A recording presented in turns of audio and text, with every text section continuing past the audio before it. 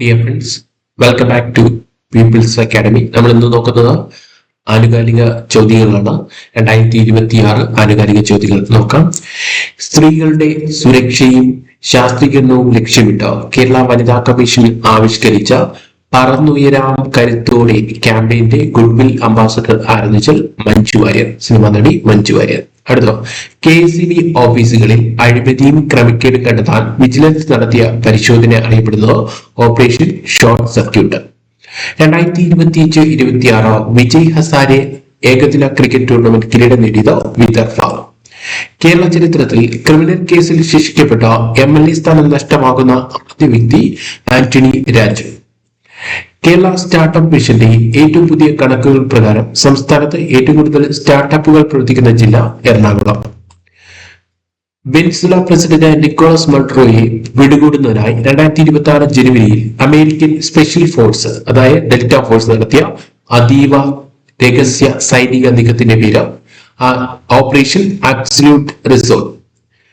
7ാം ചോദ്യം, അന്തരിച്ച മനോജ് കോത്താരി ഏത് മേഖലയിൽ പ്രശസ്തനാണ്? മുൻ ലോക ബില്ലിയാർഡ്സ് താരം. അടുത്ത ചോദ്യം, അന്തരിച്ച ബേല താർ ഏത് മേഖലയിൽ പ്രശസ്തനാണ്? ഹംഗേറിയൻ സിനിമാ സംവിധായകൻ. ഇന്ത്യൻ തീരസംരക്ഷണ സേന തദ്ദേശീയമായി രൂപകൽപ്പന ചെയ്ത് നിർമ്മിച്ച ആദ്യ മലിനീകരണ നിയന്ത്രണ കപ്പൽ സമുദ്രപ്രതാപ്.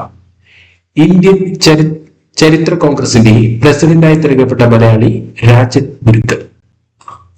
അന്താരാഷ്ട്ര T20 മത്സരത്തിൽ 8 വിക്കറ്റ് വീഴ്ത്തിയ ആദ്യ താരം സോനം യക്ഷി. ഭൂട്ടാൻ കളിക്കാരനാണ് സോനം യക്ഷി. ഇന്ത്യ S-500 പ്രോമിത്യൂസ് ആധുനിക വ്യോമ പ്രതിരോധ സംവിധാനം വാങ്ങുന്നത് ഏത് രാജ്യത്തെന്ന്? റഷ്യ. 2026 52ാമത് G7 ഉച്ചകോടിക്ക് ആതിഥ്യം വഹിക്കുന്ന രാജ്യം ഫ്രാൻസ്.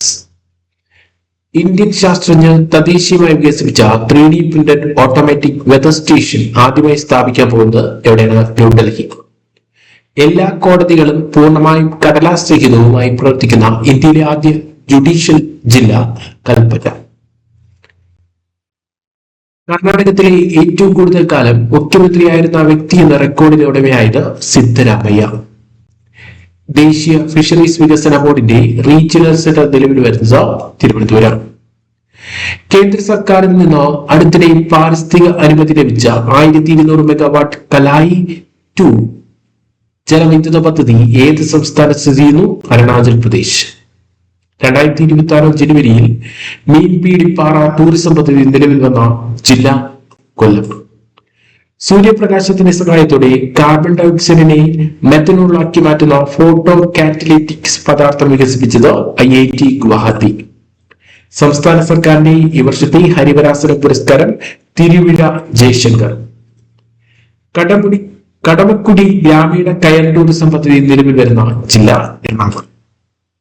ഇന്ത്യയിലെ ആദ്യത്തെ സംസ്ഥാന ഡ്രോൺ ഡാറ്റ റിപ്പോസിറ്ററി നിലവിൽ വന്ന സംസ്ഥാനമേത്? മധ്യപ്രദേശ്. അന്താരാഷ്ട്ര സ്പൈസ് റൂട്ട് ഹെറിറ്റേജ് നെറ്റ്വർക്കിന് തുടക്കം കുറിച്ച സംസ്ഥാനം കേരളം.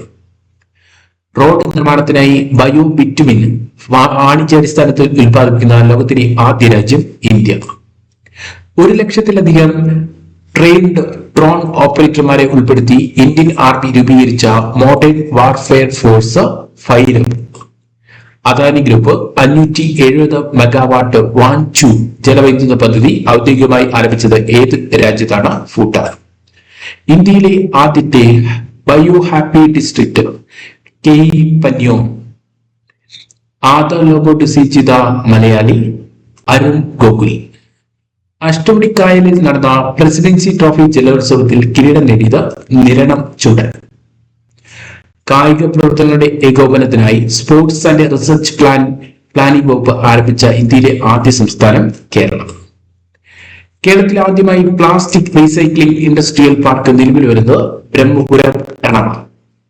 UN കാലാവസ്ഥ ഉച്ചകോടി പ്രസിദ്ധീകരിച്ച ക്ലൈമറ്റ് ചേഞ്ച് പെർഫോമൻസ് ഇൻഡെക്സിൽ ഇന്ത്യയുടെ സ്ഥാനം 23.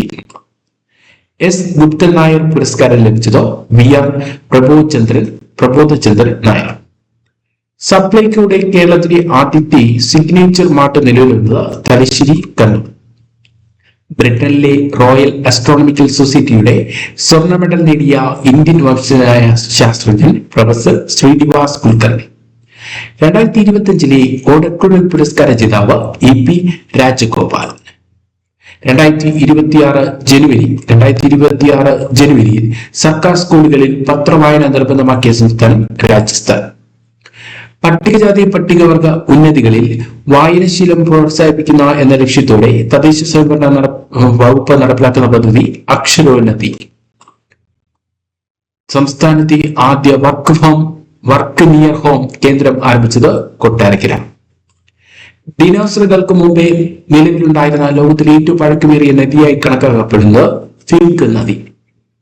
ജാതിയുടെയും മതത്തിന്റെയും പേരിൽ നടത്തുന്ന സാമൂഹിക പരിഷ്കരണം ക്രിമിനൽ കുറ്റമാക്കിക്കൊണ്ട് 2026 ജനുവരിയിൽ നിയമം വിജ്ഞാപനം ചെയ്ത ഇന്ത്യൻ സംസ്ഥാനം കർണാടക. 2026 അണ്ടർ-19 ലോകകപ്പ് ക്രിക്കറ്റ് വേദിയായത് സിംബാബ്വേയും നമീബിയയും. 9ാമത് അന്താരാഷ്ട്ര സ്പൈസ് കോൺഫറൻസിന് വേദിയായത് കൊച്ചി. വനിതാ ഹോക്കി ലീഗ് 2025-26 കിരീടം നേടിയത് ഡൽഹി SP പെപ്പേഴ്സ്. രാജ്യത്ത് ബ്ലോക്ക് ചെയിൻ സംവിധാനം നടപ്പിലാക്കുന്ന ആദ്യത്തെ പബ്ലിക് സർവീസ് കമ്മീഷനായി മാറിയത് കേരള PSC. ബേപ്പൂരിൽ നിലവിൽ വരുന്ന വൈക്കം മുഹമ്മദ് ബഷീറിന്റെ സ്മാരകം ആകാശമിട്ടായി. ഇന്ത്യയിലെ ആദ്യത്തെ ഗ്രീൻ അമോണിയ പ്രോജക്ട് ആരംഭിക്കുന്നത് കാക്കിനഡ, ആന്ധ്രാപ്രദേശ്. ചരിത്രത്തിൽ ആദ്യമായി കണ്ടോൺമെന്റ് മേഖലയ്ക്ക് പുറത്തുവെച്ച് ഇന്ത്യയുടെ 78ാമത് ആർമി പരേഡ് നടന്ന നഗരം ജയ്പൂർ. മലയാള ചലച്ചിത്ര രംഗത്തെ ആയുഷ്കാല സംഭാവനയ്ക്കുള്ള 2024 JC ടാലിയിൽ പുരസ്കാരം നേടിയത് നടി ശാരദ. നിങ്ങളുടെ അഭിപ്രായങ്ങൾ കമന്റ് ചെയ്യാം. അടുത്ത ഭാഗത്തിൽ വീണ്ടും കാണാം. Thank you for watching. Thank you.